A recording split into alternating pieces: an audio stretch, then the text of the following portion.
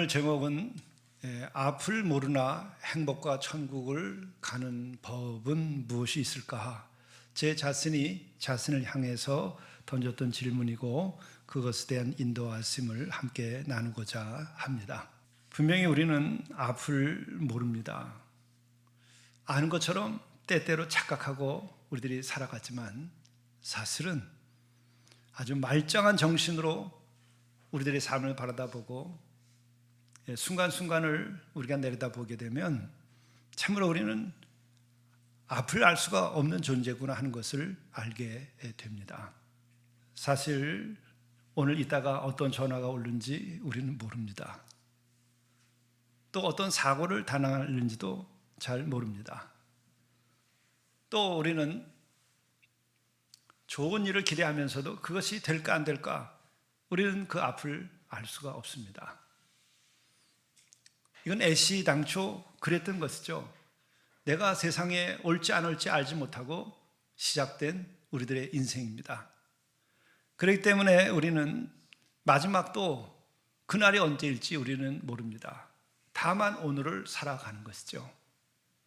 이런 삶의 여정에서 우리가 어떻게 하면은 이런 삶의 길에서도 복되고 또 우리가 궁극에는 생사를 넘어서 천국에까지 이르는 삶이 되어야 되는데 어떻게 하면 이 같은 길을 갈 수 있을까? 제일 좋은 방법은 뭘까? 저는 이 같은 것을 묵상하면서 두 단어가 떠올랐습니다. 하나는 상수, 하나는 변수라고 하는 거죠. 우리들이 수학 문제나 또 기하학적인 이런 문제를 풀 때에도 상수가 무엇인지 알고 변수를 우리가 생각하면서 문제를 풉니다. 예를 들면은 아주 너무나 우리가 잘 알고 있는 거죠. 파이라고 하는 것이 있습니다.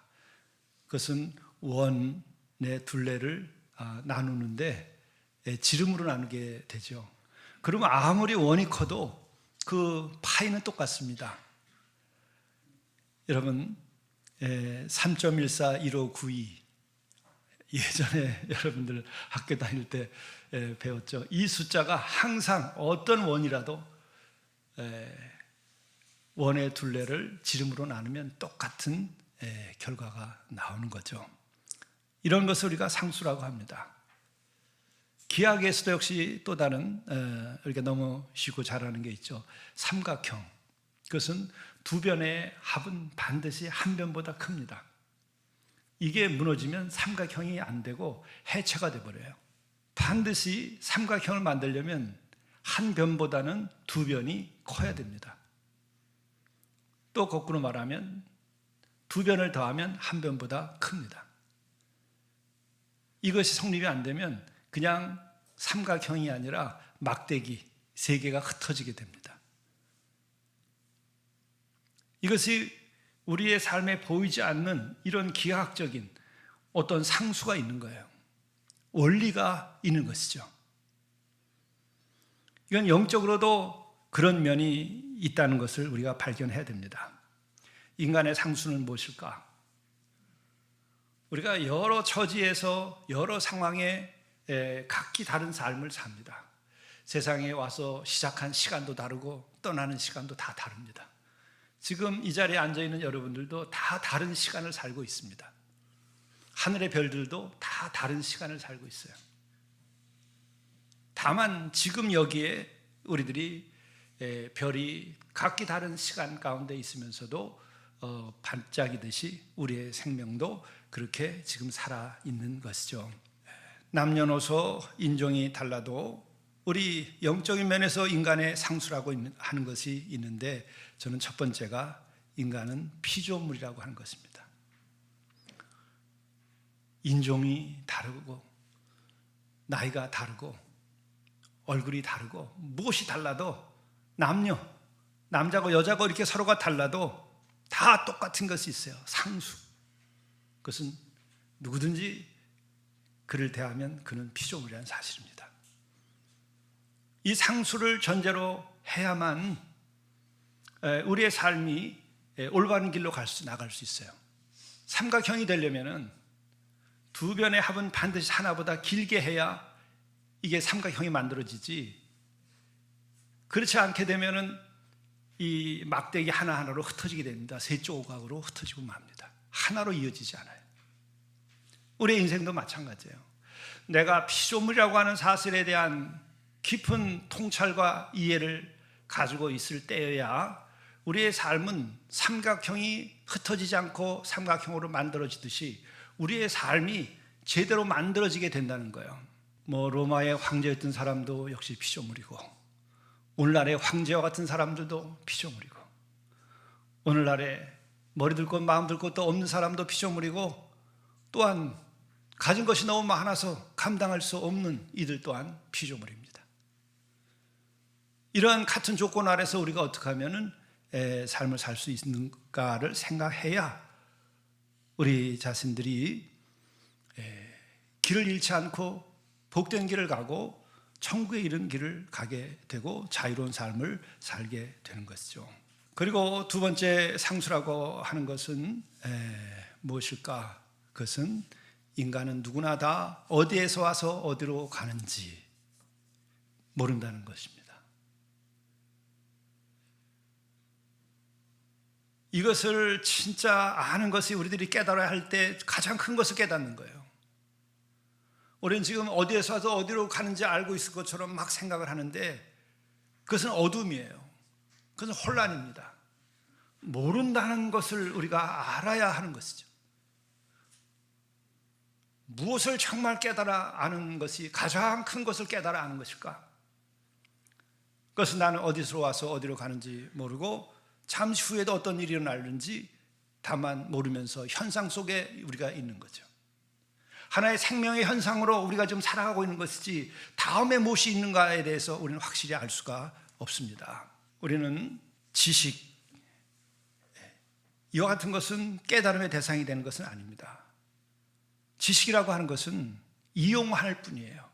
그러나 깨달음은 이용하는 것이 아니라 나의 실상을 대면하는 것입니다. 아, 내가 모르는구나. 이것은 깨달아야 되는 거예요. 어디로부터 어디로 가는지 내가 모르는구나. 아, 내가 피조물이로구나. 그것을 깨닫는 거예요.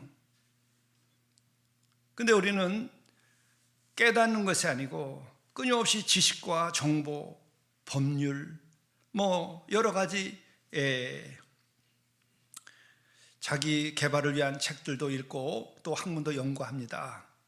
필요한 것입니다. 우리가 살아가는데 열심을 다 해야 됩니다. 그러나 이것은 유용성에 그치는 것이지 나의 존재를 일깨우는 것은 아닙니다.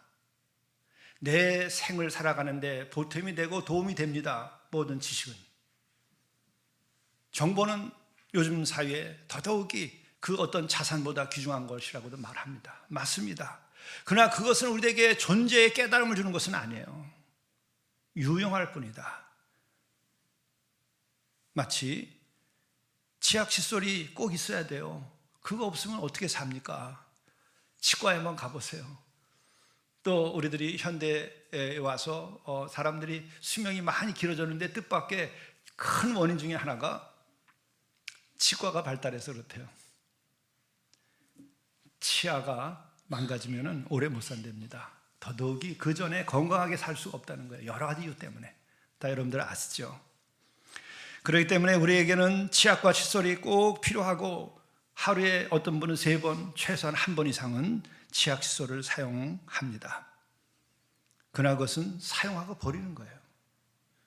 우리의 지식과 정보도 그 수준에 지나지 않는 겁니다. 쓰고 버려요. 여러분 논문 많이 쓰시는 분들 좀 이 자리에도 많이 계신데 그거 끌어안고 그것이 나에게 구원이 돼서 그 논문 읽고 지금도 사시나요? 현직에 있어도 교수님들이 그런 얘기를 하시더라고요. 내가 무슨 논문을 이렇게 썼는지 제목도 모르겠대요. 그럼 은퇴한 다음에 그 논문 정말 머리에 비고 거기에서 내 삶의 문제가 해결될 것이라고 지금 할 분이 계실까요? 아닙니다. 그것은 필요한 것이에요.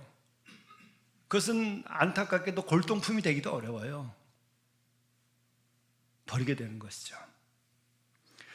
그러나 깨달음이라고 하는 것은 지식을 넘어서 내가 깨우치게 되면은 일생의 빛이 되고, 그 깨우침 속에서 우리가 삶이 더 아름답고 더 높아지고 성숙해지고 삶의 실수가 줄어들고, 그리고 나를 자유케 해주는 힘이 되는 거예요. 바로 우리는 그것을 묵상해야 되는 거예요. 지식은 묵상하는 대상이 아닙니다. 우리가 묵상해야 될 것은 깨달아야 할 것과 똑같은 거예요. 깨달은 것은 계속 묵상하는 거예요. 또 묵상하는 것은 깨닫기 위해서 묵상하는 거예요. 지식은 그냥 바로 알아요. 주여, 이제 제가 알겠나이다. 저는 피조물입니다. 그것은 계속 우리가 깨달을 뿐만 아니라 그 다음에도 나 존재에 대해서 주여, 저는 피조물입니다. 당신은 창조주십니다. 당신은 하나님이시고 나는 인간입니다. 그 관계가 형성될 때에 우리 자신들의 존재가 높아지고 풍요롭게 돼요. 존재감이 더 높아지게 된단 말이에요. 천하게 되지 않습니다. 왜? 진리이기 때문에. 그리고 동시에 그걸 통해서 그 하나님과 우리의 만남이 깊어지게 되는 거예요. 주여, 당신은 창조주시고 저는 피조물입니다. 모든 것이 당신에게로부터 선물로 왔습니다. 당신의 은총으로 인하여 내가 존재하게 됐습니다. 이렇게 되는 거예요. 그럴 때에는 지식이 줄 수 없는 나의 존재의 그 부요함을 얻게 되는 거예요. 나의 존재의 가치가 비로소 발생하는 거예요. 좋은 옷을 입고 좋은 시계를 차고 좋은 차를 타고 좋은 집에서 거할 때에, 또 아주 좋은 음식점에서 대접을 받으며 음식을 먹을 때 우리는 존재감이 높아지는데, 그것은 일시에 지나지 않아요. 또 그것은요, 나중에 시험이 될 수도 있어요. 또 그것은 지속적인 기쁨이 아니라 어느 시점이 되면 만족감이 없어져요. 시시해져요. 험한 것이에요. 그러나 당신은 창조주시고 저는 피조물인데 당신이 모든 것을 다 선물로 주셨습니다. 이 생명도 지어서 거둬주셨습니다. 주여 감사나이다. 여러분, 이것을 묵상하면 할 때마다 나의 존재의 뜨거움을 경험해요. 나의 존재의 부요함을 느껴요. 어떤 귀족이 느끼는 그 신분에서 오는 그 자기의 존재감보다 더 높고 더 귀한 그런 경험을 한단 말이에요. 그래서 묵상은 그런 걸 하는 거예요. 예수께서 말씀하셨어요. 나는 어디에서 와서 어디로 간 줄 안다. 근데 내가 너희들의 빛이 된다. 내가 너희들과 함께 하겠다. 이와 같은 은혜를 입으려면 바로 그것이에요. 나는 어디서 와서 어디로 가는지 모른다고 아는 순간부터 나는 깨어나게 되고, 그 깨달음으로 인해서 내 삶의 현실이 보이지 않던 게 다 보여요. 어떤 어른이 그런 말씀을 하셨어요. 자기가 젊은 시절에 우나라에 처음 안경점이 생겼대요. 그분이 그런 글을 쓰셨어요. 그래서 안경점에서 처음으로 안경을 써보니까 세상이 그렇게 다를 수가 없다는 거예요. 그러면서 그분이 쓴 글에 이런 게 있어요. 전봇대는 다 동그란 줄 알았대요. 안경을 쓰니까 전봇대에 다 이게 금이가 있더래요. 옛날에 전봇대는 나무로 돼 있었잖아요. 그렇죠? 그 나무를 말려가지고 전봇대를 만들었단 말이에요. 요즘같이 콘크리트로 돼 있지 않고 쇠로 돼 있지 않습니다. 아주 옛날에는. 그 전봇대를 보니까 이게 다 갈라져 있더라는 거예요. 그 세상이 다 보이는 거예요. 바로 내가 이런 깨달음에 해당하는 것을 알게 되면 세상이 그렇게 자세하게 보여요. 근데 그 중에 하나가 어디로 가는지 모르겠나이다. 무지의 지라고 말하는 것에 도달하게 되는 거예요. 그럴 때 우리에게 또 다른 밤하늘에 밤이 찾아오면은 그 어둠이 깊은 것만큼 별이 빛나는 것처럼 우리들의 영혼 깊은 곳에서 별이 빛나기 시작하는 거예요. 진리의 별을 보게 되는 거예요.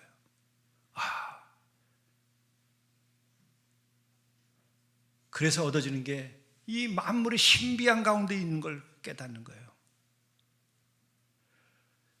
내가 무지의 지에 도달하기 전까지는 캄캄한 밤하늘에 별이 빛나는 것을 보지 못하는 것과 똑같이 우주 전체가 하나의 신비 가운데 있는데 신비인 걸 모르는 거예요.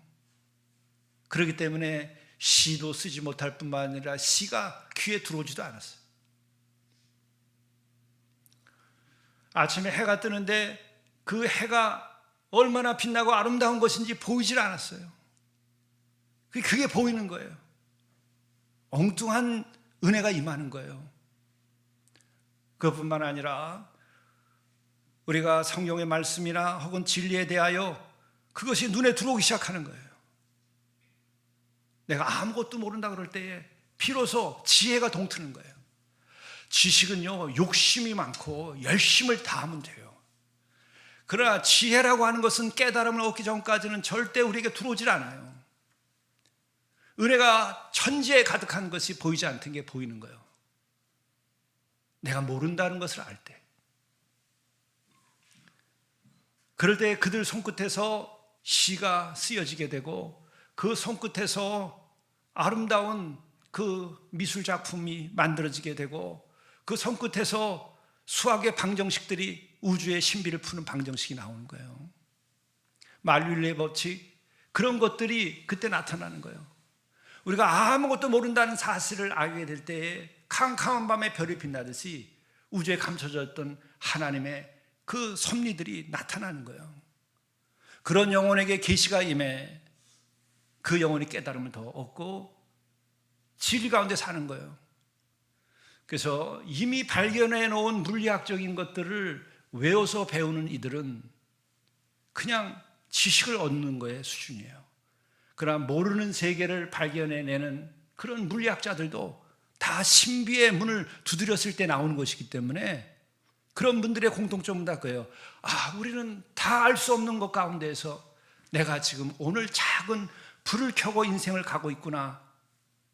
지금 여기 이 순간밖에 아는 것이 없구나 할 때에 지금 여기에서 미래로 문이 열리게 되는 거예요.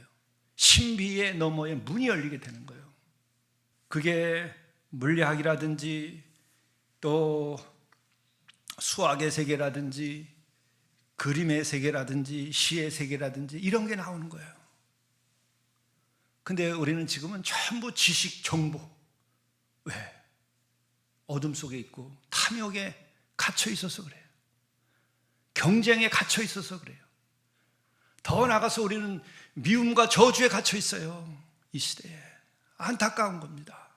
그리고 더 놀라운 것은 내가 어디에 와서 어디로 가는지를 모른다 그럴 때에 예수의 말씀이 제대로 보여요. 나는 어디로서 와서 어디로 가는 줄 안다. 이게 정말일까? 그게 믿어지면 이제 그분과 손을 잡고 가게 되는데 그럴 때마다 우리들이 알게 돼요. 이분이 정말 길이시구나. 이분이 정말 진리이시구나. 이분과 더불어 가면 인생의 문이 다 열리겠구나. 이분과 같이 가면 나는 내일을 모르나 결국은 천국에 이르겠구나. 영원한 세계가 열리겠구나. 그런 걸 예감하고 가게 되는 거예요. 그래서 믿고 가는 것이지 그냥 무조건 내가 신념으로 믿습니다 그래가지고 되는 게 아니에요. 그건 어둠에서 방황하고 있는 중이에요. 어둠 가운데서 힘드니까 외치는 거예요. 그거라도 우리가 할 수 있어야 되지만 그러나 우리가 정말 성경 말씀을 통해서 깨닫고 인생의 상수라는 것이 뭔지 깨닫게 되면 마치 삼각형에 만들어지려면 두 변이 반드시 한 변보다 커야만 삼각형이 형성되지 그렇지 않으면 새 막대기에 지나지 않는다고 하는 것처럼 우리들의 생이 어디에서 와서 어디로 가는지 모른다 그럴 때에 빛이 비춰지기 시작하는 거예요. 그때 예수님이 보이기 시작해요. 그분은 빛이시니까. 그리고 인생의 세 번째 상수는 인간이라고 하는 것은 죄인이라는 사실이에요. 이거에 도달하기 전까지 인간은 고통 가운데 삽니다. 어둠 가운데 삽니다. 남들을 못 살게 굴며 살아요. 자기 의에 빠지고. 그런 사람들은 남들을 심판해요. 남을 용서할 수가 없어요. 사나운 이를 감추고 살아요. 언제든지 으르렁거리고 이를 드러낼 수가 있어요. 죄인인 줄 아는 사람은 자신의 이를 뽑습니다. 내가 남을 물면 안 된다. 내 안에 죄가 가득하고 온 사람은 남들을 정죄할 수가 없어요. 인간이라고 하는 것은 이런 죄의 고통 가운데서 살고 있다. 부모와 자식 간에도 그 죄인의 관계가 형성되는 거예요. 여러분, 정말 내가 낳은 자식을 한 번도 미워하지 않고 살아본 일 있어요? 자식들에게 요구하는 것이 뭡니까? 죄인으로서의 욕망을 가지고 자식들을 키우거나 요구하는 것들이 우리의 일반적인 우리 인간의 삶의 현실이에요. 누가 여기서 자유롭습니까? 정말 사랑하기 때문에 자녀들 때문에 고통을 받습니까? 아니에요. 나의 욕심 때문에, 나의 죄성 때문에 자녀들이 나를 속썩인다고 생각해요. 왜? 나의 그 욕망을 만족시키지 못하니까. 우린 이것을 다 감추는 거예요. 내 안의 죄성을 감추는 거예요. 이것을 알기까지는 거의 한 생애를 다 보내야 돼요. 그것이 인생이에요. 바울을 보더라도 그 율법주의자로서 일생을 살고 우리 인간의 죄를 위하여서 십자가에서 죽은 그 예수를 믿고 그를 통하여서 죄 사함을 받고 자유케 된 사람들을 바라보면서 그는 율법에 사로잡혀 있을 때에 그들을 핍박하고 죽이는 데까지 박수를 친 사람이에요. 그러나 자기가 자기 자신의 죄를 발견했을 때에 죄인은 없나니 하나도 없다고 하는 사실을 자기가 발견했을 때에 비로소 그는 그 죄에서 자유케 된 거예요. 예수를 영접할 수 있게 된 거예요. 이것은 지식으로 되지 않아요.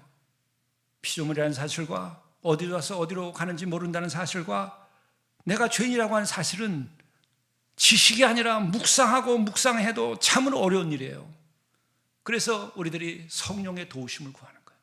성령은 진리의 영이에요. 성령은 빛이라 하였어요. 또한 말씀을 더 깊이 묵상해야 돼요. 말씀은 빛이라 하였습니다. 더 나아가서 예수님을 진정으로 영접한 이들은 그 예수님이 빛이시기 때문에 나의 그 죄를 발견하게 되고 나를 그 죄에서 구원하게 되는 거예요. 그때 비로소 여러분 회개라고 하는 것이 이루어지는 거예요. 회개. 피차가 한번 생각해 보십시오. 무슨 수로 회개를 합니까? 죄인이. 여러분, 지금 큰 집에 교도소에 가는 분들이 많이 있는데 그중에 거기에 잡혀가신 분들 가운데에서 나는 죄인이라고 얘기하는 분이 한 분도 없다고 그래요. 다 재수가 없어서. 나는 또 의로워서 잡혀왔다고 생각하는 거예요. 세상 풍조가 그렇기 때문에 그분들의 말에 일리가 있어요. 일리가 있습니다. 그것이 인간의 현실이에요. 죄인인 것을 깨닫는 것이 바로 진리를 깨우치는 거예요.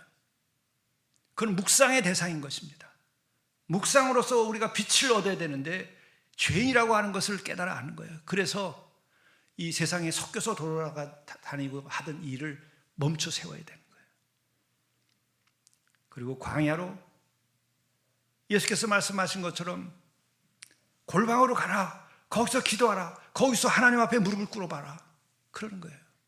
그렇지 않으면 우리는 죽을 때까지 세상을 욕하고 남을 원망하고 가족과의 관계도 회복되지 않고 나의 지난 인생의 길에서 어떤 나쁜 인연이 된 사람들과 얽힌 채로 인생을 정리하지 못하고 끝이 나는 거예요. 어떻게 인생을 그렇게 마실 수 있겠습니까? 거기서 자유케 되는 길은 다른 것이 아니라 나를 묵상해야 돼요. 근데 이때 얻어지는 게 있어요. 의인은 없나니 하나도 없을 뿐만 아니라 그 가운데 내가 죄인이라는 것을 알게 되는 순간부터 하나님과의 관계가 회복되기 시작해요. 이 모든 것이 하나님과의 관계가 끊어져서부터 시작된 일이로구나 하는 것을 그때 알아요. 그 전까지는 아무리 설교를 듣고 아무리 신학책을 읽고 아무리 누가 권면을 해도 모릅니다. 몰라요. 다 신앙이 관습이 돼버렸어요. 내가 몇 년째 몇 대째 신앙생활 하는데 내가 배운 것이 얼만데 내가 얼마나 아는데 내가 사회적으로 어떤 위치에 있는데 다 나 아닌 옷을 걸쳐 입고 이 옷이 나인 줄 알고 내 브로치를 비싼 거 달고 좋은 목걸이를 하고 좋은 시계를 찬 게 내 양심인 줄 착각하는 거예요. 1,000만 원 억대의 시계를 차면 내 양심이 그렇게 된 줄로 인간은 착각해요. 왜? 죄인이기 때문에. 가장 심오한 깊은 데까지 이르러서 내가 깨닫게 될 때는 죄인이라는 것을 깨닫게 되고, 거기서 인간의 유한함을 깨닫게 되는 순간부터 하늘이 열리고 빛이 임하는 거예요. 아, 그분이 계셨구나. 그 전에는 나의 잘남과 도덕성과 양심과 그 온전치 않은 그 잘난 것들이 다 관계를 끊어버린 거예요. 그분과의 관계를. 각가지를 동원해서 관계를 끊어요. 경우에 따라서는 목사도 그렇습니다. 신학 배운 거, 목사의 안수를 받은 거, 목사의 가운을 입은 거, 또 어느 교회의 책임을 맡은 거, 이것이 그를 덮기 시작하면은 부족한 게 하나도 없는데 아무도 회개하지 않아요. 교회에서 성도들이 아무도 회개할 수 없어요. 그 설교 듣고 너무도 아주 완벽한 말짱한 설교를 계속 하는데 아무도 회개하는 자가 나오지 않고 구원받는 자가 나오지 않는 교회가 되는 거예요. 그건 여러분들이 가르쳐 보신 분은 더 잘 아실 겁니다. 또 인생을 살아가면서 자녀를 길러본 사람 다 압니다. 교훈을 아무리 해도요, 내 자식도 내 제자도 안 바뀝니다. 지식만 빼가는 거예요. 그리고 자신의 이해관계에 의해서 대접하고 말고 이렇게 하는 거예요. 연봉에 도움이 되는 좋은 교수가 있으면 거기 찾아가서 열심히 하지만, 그리고 돈으로 보상하겠죠. 그러나 그 자신은 바뀌는 게 아니에요. 그러나 교회는 인간의 존재 자체가 바뀌어야 하는 것이고, 그것을 왜 하느냐? 우리의 생은 여기서 끝나지 않기 때문에 그런 거예요. 시간 너머의 세계가 있는 거예요. 여기는 다음 깨로 넘어가는 대합시기도 해요. 오늘 하루하루가 충만하고 오늘 하루가 천국이지만, 또 그렇게 돼야 되지만, 이 속에도 영원한 가치가 있는 것이 우리의 생이지만은, 그러나 우리는 또한 다음 역으로 또 떠나야 되는 과정인 거예요. 그렇기 때문에 만물을 지으신 그 하나님과의 만남이 필요한 겁니다. 우리는 이 세 가지의 인간으로서의 상수가 있는데, 이것을 넘어서 시공간을 넘어서 우주적인 차원을 넘어서서 초월적인 상수가 있어요. 그것이 바로 예수 그리스도입니다. 그분은 어디에서 와서 어디로 가는 줄을 아는 분이에요. 그렇기 때문에 그분은 우리에게 와서 우리를 불쌍히 여기고 안타까워한 거예요. 나를 따르라. 내가 너희들과 함께 하리라. 내가 너희들과 함께 하면 너희들은 생명의 길로 나아가리라. 요한복음 8장 12절에 예수께서 또 말씀하여 이르실 때, 나는 세상의 빛이니 나를 따르는 자는 어둠에 다니지 아니하고 세상의 빛을 얻으리라. 이 말씀이 아멘으로 받아들이는 영혼은 정말 자기 인간의 그 한계의 상수를 아는, 깨달은 사람만이 이것이 아멘으로 받아들여져요. 아, 저분이 이렇게 말씀하신 까닭이 있구나. 세상의 빛이다. 이 안엔 빛이 없어요. 태양은 밝고 이 전등은 밤이 없는 시대를 만들었지만은 세상에 빛이 없어요. 어디로 가는지 모르기 때문에. 그러나 나를 따르는 자는 어둠에 다니지 아니하고 생명의 빛을 얻으리라. 영원한 생명을 얻는다는 거예요. 우리는 모르지만 그분이 함께하고 그분과 더불어 가야 되니까, 가게 됨으로 생명의 빛을 얻게 되고 영생의 길로 나가는 거죠. 그분이 오셔야만 했던 것은 뭘까? 우리에게는 빛이 없기 때문에, 우리는 가야 할 길을 모르기 때문에, 또한 하나님께서는 사랑이시기 때문에 우리를 구원하셔야 하기 때문에 우리를 구하시기 위하여 오신 거예요. 그래서 오셔서 하신 얘기는 당연하죠. 나는 빛이니까는 나를 따르라. 그러면 어둠에 거하지 않을 것이다. 나와 같이 가자. 생명의 빛을 너희들이 얻을 것이다. 지식이 아니라 여러분들이 정말 이렇게 그리스도를 영접하고 그와 더불어 할 때에는 이런 놀라운 이 말씀이 아멘으로 받아들여져요. 길이 보여요. 그 길이 어떤 것일까? 우선은 기쁨이 와요. 어둠 속에서는 기쁨이 없어요. 과거에 사로잡히지 않아요. 미움이 사라져요. 왜? 내가 미워하는 대상보다 더 자유롭고 더 거룩해지고 더 높고 힘이 있게 되니까 나를 사로잡았던, 그래서 내가 미워할 수밖에 없었던 사람들로부터 자유로워져요. 내가 실망하고 좌절했었던 그 과거로부터 내가 자유로워져요. 그분이 나에게 임하니까. 어떤 불평불만 할 수밖에 없었던 것들이 갑자기 다 나에게서 떠나가요. 그분의 사랑의 힘과 나의 존재의 부요함을 주시기 때문에 다 떠나가게 하는 거예요. 그래서 지식으로 안 됩니다. 우리의 신념으로 되지 않아요. 그걸 은혜로 되는 거예요. 우리가 춥고 떨릴 때에 봄 햇살이 비치면 다 녹아요. 땅이 얼고 호수가 얼었어도 다 녹아버려요. 내 마음에 얼어붙은 그 호수가 밖에서 그 사랑의 빛이 나에게 임하고 진리의 빛이 임하고 그 뜨거움이 나에게 임할 때에 다 녹아버리는 거예요. 내 삶의 동토가 다 새싹이 돋는 봄날이 찾아오는 거예요. 그래서 은혜로다 얘기하는 거예요. 또한 두 번째의 초우주적인, 정말 초월적인 상수는, 말씀은 영원히 변하지 않는 상수라고 하는 거예요. 여호와여 주의 말씀은 영원히 하늘에 굳게 섰사오니, 시인들이 이렇게 외쳤어요. 그 몇천 년 전에 이런 노래를 어떻게 인간들이 할 수 있었을까? 그건 시간을 초월한 거예요. 여호와여 주의 말씀은 영원히 하늘에 굳게 섰나이다. 이게 천지 만물이 하나님의 그 말씀으로 서 있다는 것을 인간들이 눈으로 본 거예요. 믿음으로 모든 세계가 하나님의 말씀으로 지어준 줄을 우리가 아나니 보이는 것은 나타나는 것으로 말미암아 된 것이 아니니라. 이런 말을 하는 거예요. 무슨 종교학을 배웠기 때문이 아니에요. 눈이 떴기 때문에. 그래서 예수께서 말씀하시는 거예요. 이 반석 위에 내 집을 지은 사람은 비가 내리고 창수가 나고 바람이 불어도 무너지지 아니하나니, 그 말씀을 다 맞추고 하신 얘기예요. 산상설교가 끝났을 때 이 말씀하신 거예요. 산상설교를 여러분 지식이 아니라 깨달음의 대상으로 생각하고 여러분 묵상해 보십시오. 인간의 존재의 한계를 내가 묵상하고 깨달아 안 다음에 주의 말씀을 여러분들이 묵상해 보십시오. 그 말씀이 힘이 되는 거예요. 이게 지식이 아니라 길이 되는 거예요. 그게 갑자기 아침에 동이 트면은 세상이 밝아지듯이 그 말씀이 내 삶을 밝히게 만들어주는 거예요. 그게 지식이 아니라는 거예요. 그래서 우리는 이것을 하나님의 말씀이라고 얘기하는 거예요. 똑같이 책에 인쇄된 건데 마태복음 5장, 6장, 7장 이 산상설교를 읽고 나보면 비로소 알아요. 그걸 묵상이 되면 이 반석에 집을 지어야 되겠구나. 마음이 가난한 자는 복이 있다.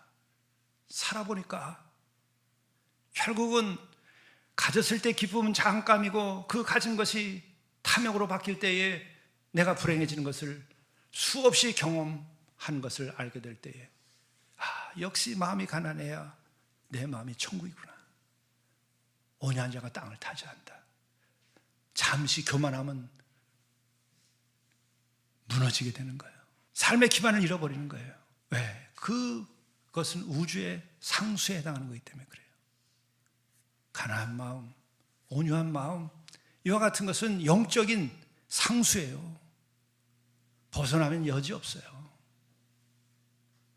그렇기 때문에 그 위에 내가 집을 지어야 되겠다는 생각이 들고 주의 말씀이 정말 아멘이로구나.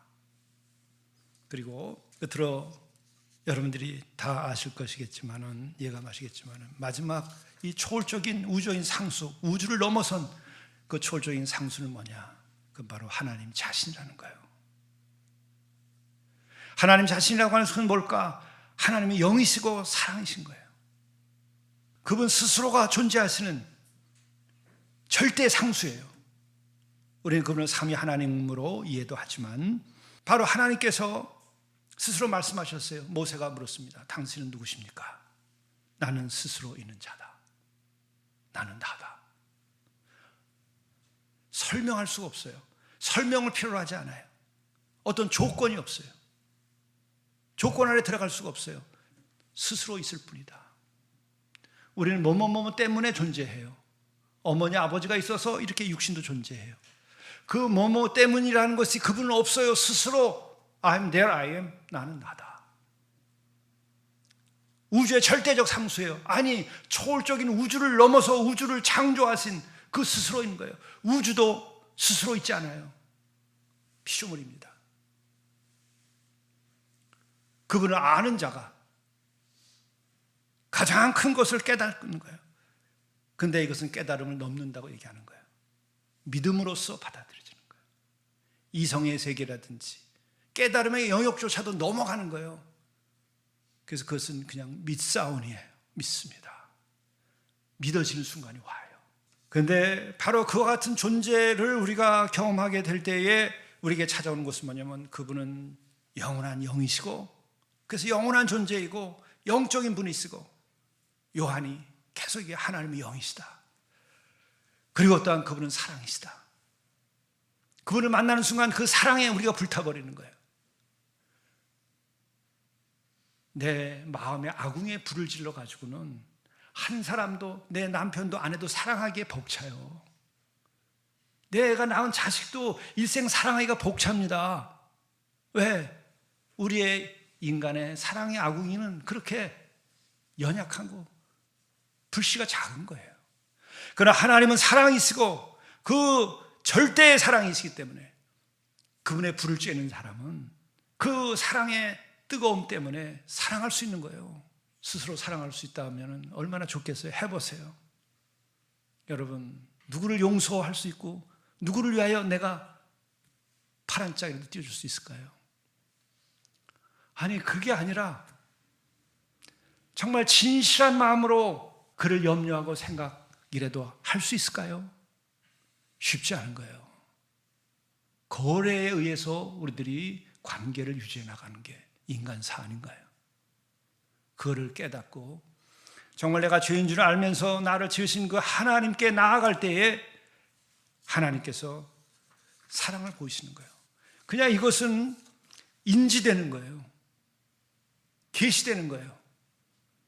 아침에 태양이 뜨듯이. 그렇게 될 때 우리는 더 믿음이 생겨요. 그때 우리에게 찾아오는 것은 뭐냐? 약속이라는 거예요. 아, 내가 존재하게 된 데에는 나에게 주신, 나를 지으신 분이 나에게 약속하신 바가 있구나. 그걸 믿는 거예요. 이제 그 다음에는 아브라함이 내일을 몰랐어요. 어떻게 될지 몰랐어요. 그러나 그는 하나님을 믿고 알았어요. 그리고 그 하나님을 통해서 주어진 약속을 그는 믿게 된 거예요. 그래서 나간 거예요. 그가 앞으로 무슨 일이 일어날 줄 알고 그런 거 아니에요. 심지어는 하나님의 시험이 이삭을 바치라고 그랬어요. 그런 일이 있을 줄 알았겠습니까? 하나님과 관계 속에서도 몰랐어요. 그러나 그 믿음의 시험이 왔을 때 그가 흔쾌히 하나님을 믿기 때문에, 하나님의 사랑을 믿기 때문에, 하나님의 약속을 믿기 때문에 그 시험을 이기게 됐을 때 약속이 성취되죠. 내일을 몰라요. 그러나 우리는 믿음으로 내일을 돌파하는 거예요. 믿음 가운데서 우리에게는 약속을 알아야 돼요.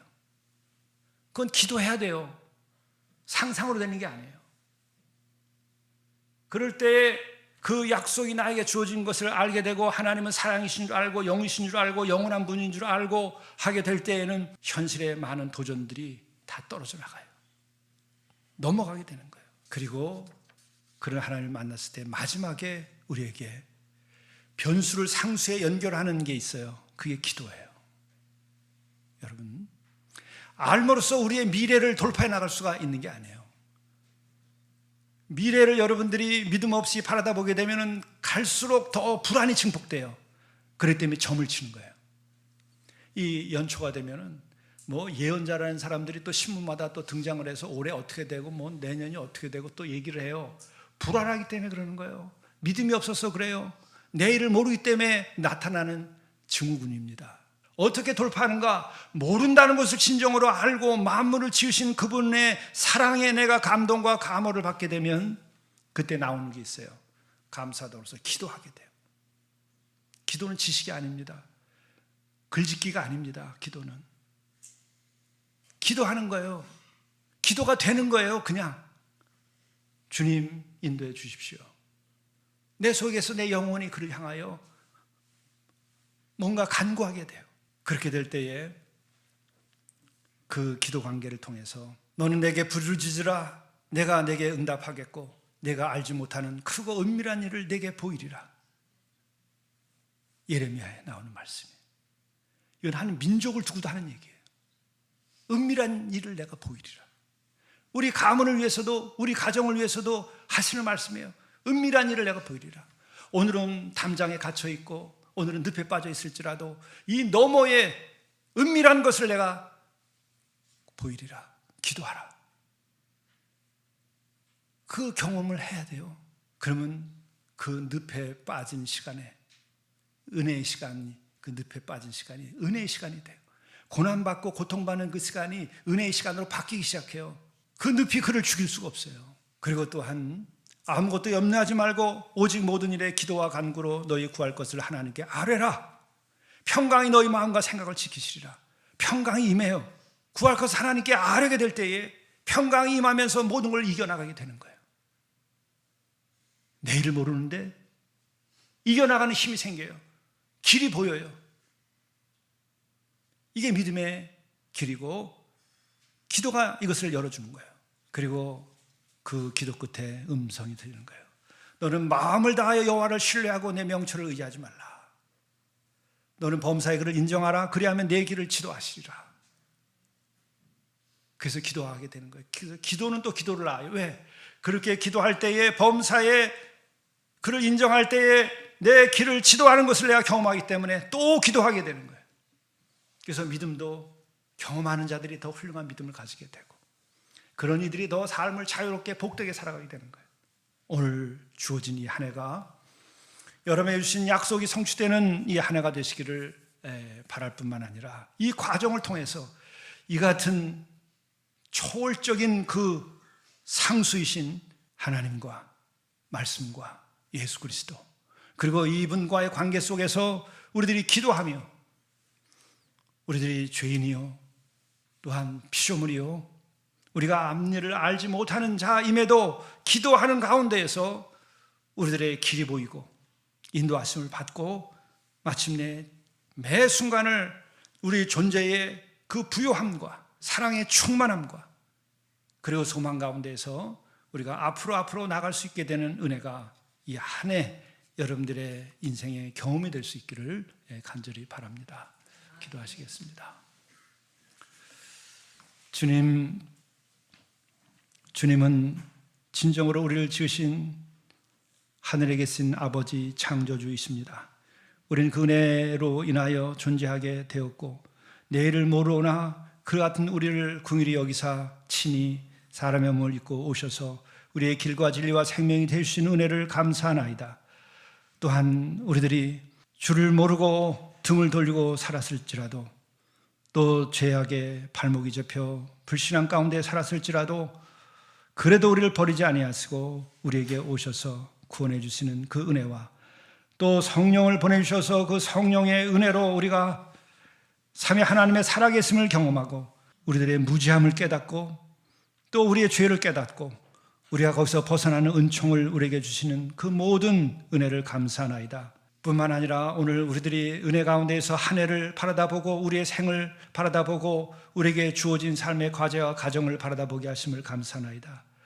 우리와 함께 하심으로 길과 진리와 생명이 되어주셔서 올 한 해가 은혜가 넘치고 또 살아계신 하나님께 더욱 영광을 드리는 귀한 날들이 되게 도와주옵소서. 영적인 은혜와 또 이 세상에서 우리에게 주신 약속이 성취되고 또 우리가 더 많은 이들을 구원하고 사랑할 수 있는 일이 되게 도와주시고 우리의 가정에 차고 넘치는 영과 육의 풍요로움을 허락해 주옵소서. 이 땅에 진정한 평화와 사랑이 넘칠 수 있도록 주님 도와주시옵소서. 이 모든 말씀 예수 그리스도의 이름으로 간절히 구하옵나이다. 아멘.